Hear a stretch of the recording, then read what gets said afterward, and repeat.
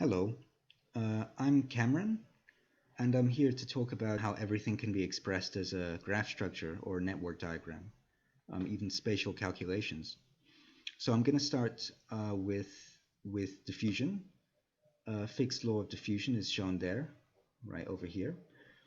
So that's the molar flux, which is the moles per meter squared per second, shown as J, is equal to the diffusion coefficient times by the concentration gradient. So the concentration gradient, it's a spatial gradient, so it's just like the change in concentration divided by the distance between 2 points. So say you take 2 points, each has a value of concentration.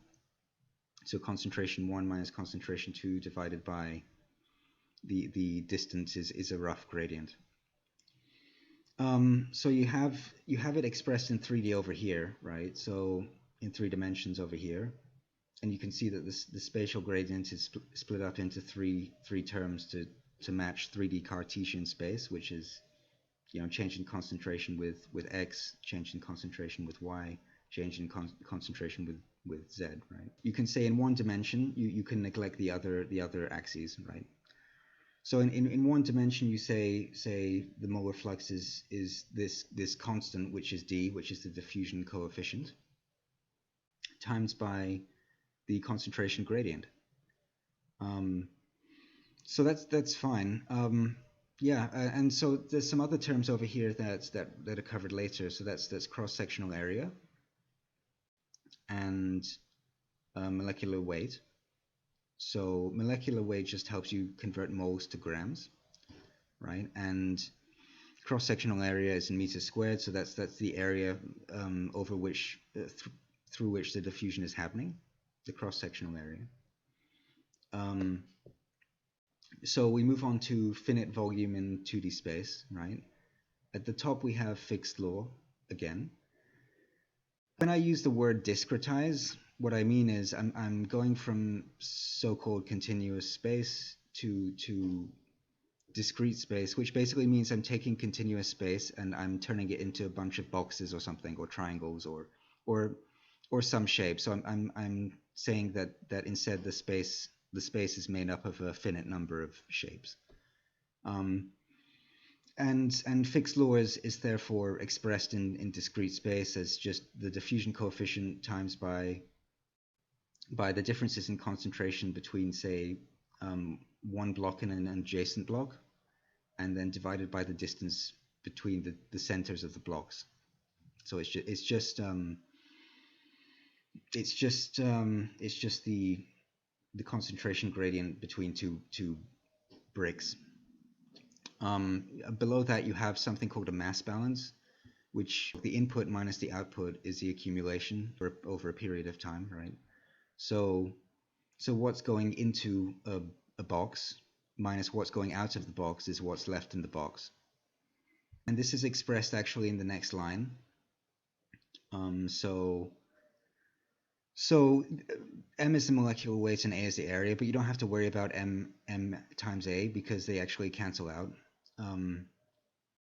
Really what this shows is the input minus the output. So the reason why I put that together, input minus output, is because for one surface of the side of a box, material can enter into or out from the same surface. So that's why I said input minus output. So Jx plus dx would refer to the flux, right? The molar flux, which is just the material movement, right? Across this surface here, J where my mouse is pointing. So Jx plus delta x, right? The left-hand side of the equal sign really refers to input minus output, right? And the right-hand side of the equal sign refers to accumulation, or accumulation of material. So this really applies to one single box, really. So you can see that this is concentration for box x, comma y. And so when I say accumulation, what I really mean is the change in concentration over time, right? It's like, so So the stuff going in minus the stuff going out is how the concentration changes over time, and that's what we mean by accumulation. The stuff on the left-hand side of the equal sign, there's four terms because there are four sides to each square, which is fine. So in the next line, it's just the, as I said, discretized version of the previous one. What I mean by that is well, dc by dt, right? Well, I mean, we have to split the calculation up into increments, right? So we say we do one calculation for every 2 seconds that we're modeling. So say in the system that we're modeling, we say 2 seconds passed or 3 seconds passed, and we do a calculation for each 3 seconds that passes. And then finally we sort of come to the final equation here, right, for calculating what we're trying to actually calculate with each time increment. So for every 2 seconds, we're trying to calculate how the concentration of each box changes for each time increment. And that's done by just rearranging this equation here. So you'll notice that I mean, all of this is just rearranged, but if you look at the final term, right, on the right-hand side, the far right-hand side, right, you can see that it's the sum of the concentration differences around the central block that you're trying to calculate the concentration change in. So you're trying to calculate the concentration change for a time increment for, say, the central block. So that involves taking the concentration differences between the central block and all 4 adjacent blocks, and just multiplying it by some term here, which doesn't really change. So it's about the concentration differences between the central block and the adjacent blocks, which drives the change in concentration of the central block, right? So you can see on the left-hand side this depiction of 2D space. It shows how actually you can express this as nodes and edges here. So nodes are the dots and edges are the lines connecting the dots. And so effectively I'm expressing 2D space as lines and dots now, which I mean, so it's called a network diagram. It's called a graph structure, and it's generally not used for say structured space like 2D space. It's in a network diagram you can have any node connected really to any other node, really, but here it can still be used for structured space, which is kind of interesting. So I'm going to move to the next slide now. In order to go from 1D to n-dimensional coordinates, so why would we need this? Well, in 2D space you have 2 coordinates, x and y, right? I mean, in simple 2D space, right? But in nodes and edges, you just have the nodes, which is just a list of nodes. And this means translating from a sort of 2D or ND coordinate system, right, to 1D and back again, right?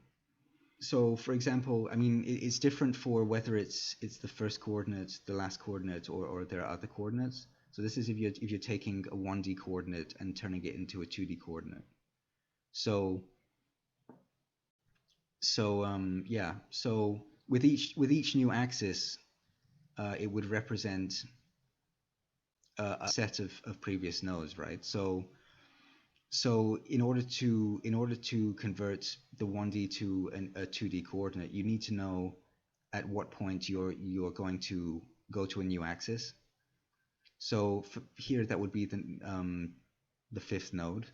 So as soon as you get to the 5th node, you're entering another axis. So x flat would be a coordinate like 0, 1, 2, 3, 4, 5, you know, from the 1D coordinates. And x0 max would be, in this case, I think 5 or something like that. So that's the point. That's the point at which the number would enter a new axis and would have to start again, right? So this is the first coordinate. So you have to go from 0, 1, 2, 3, 4, 5, 6, 7, 8, 9, you have to go to 0, 1, 2, 3, 4, 0, 1, 2, 3, 4. So you're sort of starting again with each new addition to the next axis. So we get the number of times that you've covered the first axis completely with round down x flat over x0 max. So what does this mean? It means, say, if you're starting from, say, 9, right, and you divide by 5 and then round it down, you get 1, right? So 9 minus 5 is 4. You're actually subtracting the previous number of nodes. It's like with each new axis you go from covering, so a single node, to then a whole row of nodes, to then a whole area of nodes, to then a volume of nodes ad nauseum. So that's how you can convert from 1D to ND coordinates. I think computer scientists call this a stack, though I haven't really covered stacks yet too much. But I don't think they do this. I think they have another set of algorithms or something like that. In terms of ND to 1D coordinates, well, that's much simpler. You're just multiplying each coordinate by the cumulative product of the previous maximum coordinates. So, for example, I don't know, 2, 1. So you'd be multiplying 5 by 1 and then adding 2 to get 7, right? Because it's because 1 represents here the 5 nodes that were covered before, right? So I mean, this is just handy for translating between node space and 2D space. I just also found this kind of interesting because this actually relates to tree structures. So yeah, this is kind of what I mean by it relates to tree structures. You have the first coordinate, and then you have the second coordinate ad nauseum, and this is how you can kind of convert it from 1D to ND again. I think this is a nice way of visualizing it. So you want to now cover unstructured space. So how would you do this calculation in a graph structure? You know, how would you do this calculation in unstructured space, where each point in space can be connected to theoretically an arbitrary number of other points in space? So so the interesting thing is that a graph structure, for example, could have a different number of dimensions for each node. So this is 2D space because you can see there's 4 connections here, right? And you can say, well, 4 divided by 2 connections, that's 2D space. But you could easily have a point in space or a node that's connected to, I don't know, 5 or 6 or 7 or 8 other nodes, and it can be entirely unstructured. So space, I mean, you could have an unstructured space, which is very interesting. So, and even have a different number of dimensions within the same space, which is very interesting. Yeah, so to account for calculations, instead of just saying, well, now there are just 4 adjacent things, you can use a node adjacency matrix or list, or whatever you want to call it. So you can say the 0th node is adjacent to node 1 and node 5.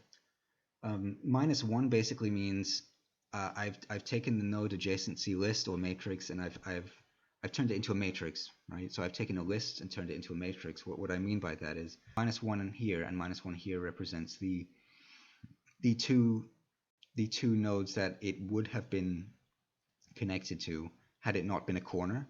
So because it's a corner, it's only connected to 2 nodes.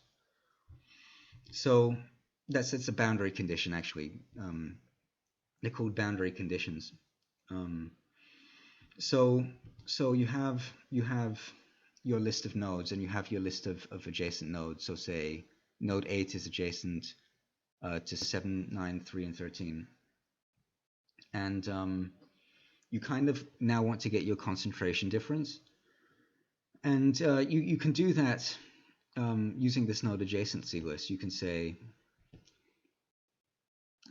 okay, the concentrations as a long list of, so say you have a list of concentrations. So in this case, there'll be 25 concentrations, and they'd just be a list, 25 concentrations, and then you can just subtract that matrix, which is 25 by 1, right?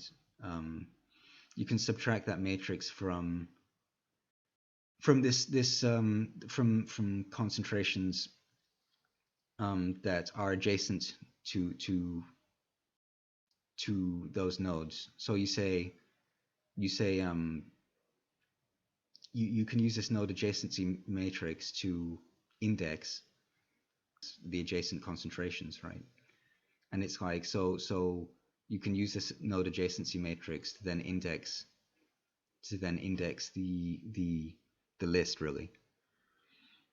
So say you know that node 1 is adjacent to node 0, node 2, and node 6. Well, because you've got the list, you can then use this matrix to get the concentration values. You can say, okay, now get me the concentration of the 0th node, the 2nd node, and the 6th node. And what you can do is then you can subtract. You can then subtract these two matrices, right? You can say the concentrations of these adjacent nodes minus the concentrations of the central nodes, and then use that to calculate the change in concentrations of those nodes, right? So the change in concentration of one node, again, it's like the difference in concentration between the central node and the first adjacent node, and the central node and the second adjacent node ad nauseum, right? But you can do it all in one matrix. You can cover all nodes, right?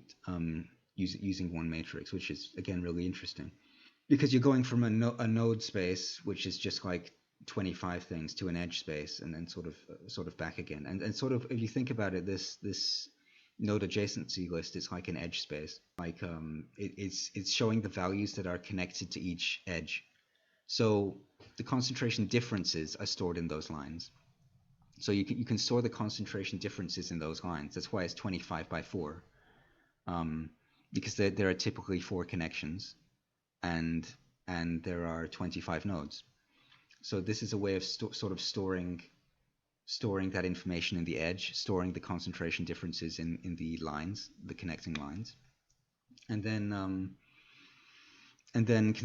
considering the concentrations in the nodes. There's only 25 nodes, so that each concentration value for each node is sort of stored in the node. What's interesting, I think, is then to see how it sort of works in practice.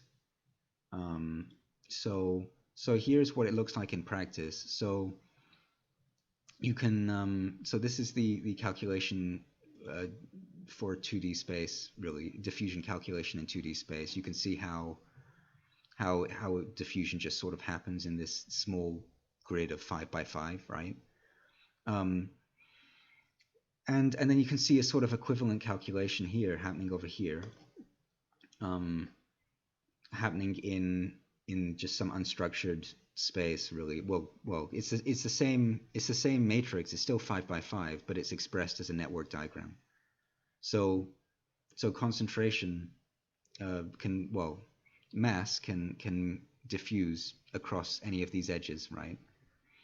And I mean, the reason why I chose a spiral is because the edges, I mean, it fits the 2D space connections better. Otherwise it wouldn't look this pretty. But so you can see how it starts with it starts from, like, I had some initial conditions that basically said you have some higher concentration up here and it's diffusing outwards, and that's shown like in a strong blue, diffusing to the, I think, red nodes. And yeah, so when you run it, you can see the diffusion happening as the nodes get lighter the diffusion is happening across the space. So I think that's a really interesting way of representing sort of static diffusion calculation in a simple 2D space. And I think it could be extrapolated even further, right? I mean, it doesn't have to be squares. It doesn't have to be even 2D space. It could be 3D space or even some kind of bizarre unstructured space. But what's interesting then, if you consider the time element. So now I'm representing the 25 nodes here. So you can sort of see the diffusion perhaps happening between time increments. So this could be like a difference of 5 seconds or 10 seconds or 50 seconds or whatever the calculation is using. And you can see how the connectivity is kind of interesting. This might remind you of a neural network. By the way, this might remind you of a convolutional neural network. So convolutional neural networks are like things for image processing, and which is interesting because, again, we're referring to 2D space. And 2D space, I mean, it looks a lot like an image, right? Basically because it kind of is in a way. It's storing values in this 2D matrix, right? And so what you get then is an interesting representation of space sort of time calculation, a very simple space-time calculation, but a space-time calculation. And you can see how over time increments that diffusion calculation happens. You can see also how like the number of dimensions, so the number of dimensions can be represented as the number of connections. So as I said before, they're like 4 connections for 2D space, not at a boundary condition, not at a corner or an edge, but there are typically 4 connections for a unit in this 2D space. And you can say, well, that links to its dimensionality. But what's interesting is, well, before I mentioned you can have a number of dimensions in space. Well, you can also kind of have a different number of dimensions in time as well. And it also kind of implies that dimensions are sort of defined by how a position in space is connected to other positions in space in the next time increment. Because what really seems to make the number of dimensions mean anything is a connectivity of a node to the next node in time, which is kind of interesting. It's almost like time is defining the number of dimensions in a spatial calculation, which is definitely kind of interesting. And of course, you could have the space and dimensions change over time. So you could have 25 nodes, then going to 10 nodes, but there's higher connectivity, so that there's more connections, and you could really have completely unstructured space and time, which is definitely an interesting concept. And this is kind of the concept that's applied in neural networks. It's kind of definitely a fascinating topic, because what it's actually doing is it's taking one space or space graph, putting it into a space-time graph with some calculation increments, and then getting another space graph. So it's sort of using time to transform one space into another, which is, again, very kind of interesting, I think. So as you can see here, we've got 3D examples of something that's actually like diffusion, but not really. So Darcy flow is actually for fluids in porous, like rocks and things, and it's got a similar equation to Fick's law of diffusion.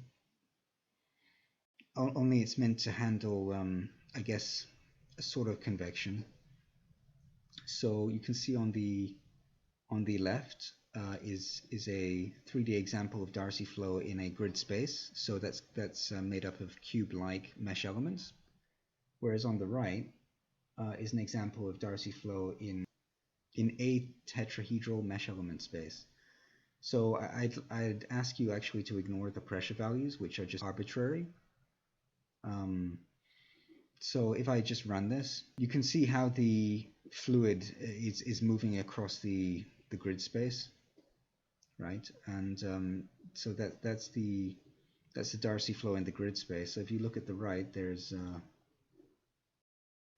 Darcy flow in the tetrahedral mesh elements. And I visualized this with PyVista. Actually, it's a package for visualization. Yeah, so this was an interesting exercise. So as far as other graph structures, there are other kinds of graph structures. Graph structures can apply everywhere. This idea of taking things from a space graph structure, putting it into a space-time graph structure, and then getting another space structure is definitely kind of interesting. This idea of transforming space, and it's interesting how the same principles can be applied to, say, modeling electronics or processes, as long as all the edge calculations fire at once.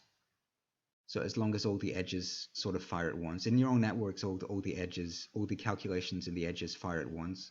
But they don't have to, I guess, theoretically. I guess in electronics they don't quite either. I guess you might have a capacitor or something where all the calculations don't quite fire at once. But yeah, I think graph structures are pretty much ubiquitous. So you have molecules, they're kind of graph structures. You can see the nodes and the edges. You have PNIDs processing in instrumentation diagrams. Here you have a heat exchanger, a valve, and some pipes. You have electronics, some resistors, some batteries, and all connected by wiring or something. You have neural networks, which are on vogue today for mathematical models. Decision trees, again, well, a tree is a type of graph structure. It's just one that doesn't have closed loops. Social networks, you have people who have a network of connections and say social networking sites, and you have 3D meshes. So you can tell on the right, you have splitting geometry up into nodes and surfaces and more graph structures. I didn't cover things like hypergraphs, but those things are definitely relevant. Maybe next time. Otherwise, I think I've pretty much covered everything I intended to cover. And yeah, see you next time.